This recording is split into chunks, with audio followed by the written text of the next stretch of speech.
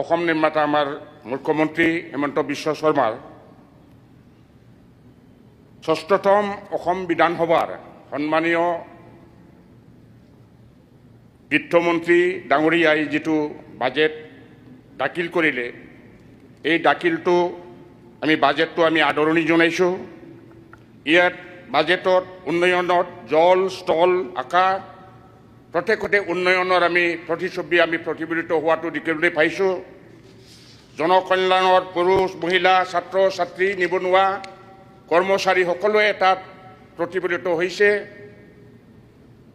এইকাৰণে আমি BPF দলৰ মই নিজে অসমৰ আন্তঃৰাষ্ট্ৰীয় ৰাজ্য আৰু আমাৰ অভয়াৰণ্য অনুষ্ঠিত ১ নম্বৰ গোসাইগাঁও বিধানসভা সমষ্টিৰ পৰা নৱনিৰ্বাচিত বিধায়ক।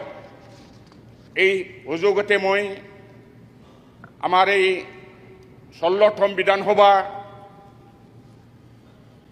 আজি বাজেটৰ সময়ত বক্তব্য ৰাখিবলৈ দিয়াৰ কাৰণে মই আপোনাক ধন্যবাদ জ্ঞাপন কৰিলোঁ।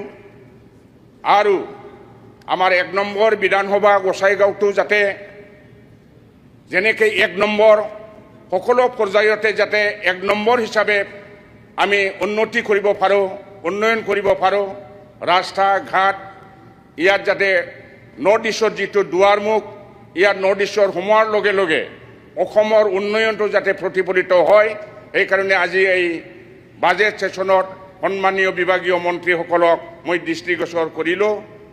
আমাৰ ইয়াত গোসাইগাঁও বিধানসভাত অন্তৰ্গত যিটো নেশ্যনেল হাইৱে, এই হাইৱেত আমাৰ যিটো ইয়াত অতিকৈ ফ্লাইঅভাৰৰ প্ৰয়োজন। তাৰমানে এটা টাউন আৰু আন অপজিট ছাইডত আমাৰ হস্পিটাল, স্কুল আৰু আমাৰ মহকুমা সদৰ যিটো চাব ডিভিজন তাত আছে।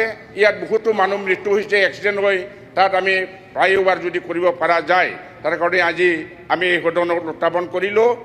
আৰু আমি বিগত নিৰ্বাচনত আমাৰ যিটো ইলেকশ্যন যাতে বিগত 85ৰ পৰা ইয়াত বিধানসভা আৰু লোকসভাৰ নিৰ্বাচন আমাৰ গোসাইগাঁৱৰ পৰাই অনুষ্ঠিত হৈছিল। কিন্তু এইবাৰ সদৰ জিলা কোকৰাঝাৰত হোৱাৰ কাৰণে বহুত কৰ্মচাৰী আৰু নিৰ্বাচনৰ লগত জড়িত আমাৰ ৰাইজসকলে বহুত কষ্ট ভোগ কৰিব লগা হৈছে। সেইকাৰণে যাতে গোসাইগাঁও মহকুমাটো সমগ্ৰ জিলাত আপগ্ৰেডেশ্যন কৰি আৰু নিৰ্বাচনৰ প্ৰক্ৰিয়াটো আকৌ গোসাইগাঁৱতে লৈ যাব পৰাকৈ যাতে ব্যৱস্থা কৰে, এইটো আমি কামনা কৰিছোঁ। আৰু আমাৰ বিভাগীয় মন্ত্ৰীসকলক গোসাইগাঁও বিধানসভা সমষ্টিৰ ৰাস্তা ঘাট এইবিলাক যিটো এতিয়া ফুলবাৰী ব্ৰিজ হৈ মেঘালয় আৰু কাছাৰলৈকে এইটো জড়িত সংযুক্ত ৰাস্তা আমাৰ শ্ৰীৰামপুৰৰ সংযোগী হ'ল। এইটোৰ কাৰণে ইয়াত যাতে অসমত সোমোৱাৰ লগে লগে বেলেগ ৰাজ্যৰ মানুহসকলে অসমৰ উন্নয়নটো যাতে ১ নম্বৰ গোসাইগাঁও বিধানসভাৰ পৰাই অনুভৱ কৰে, তাকে কামনা কৰি মই আজি মন্ত্ৰীসকলক দৃষ্টিগোচৰ কৰিলোঁ। ধন্যবাদ।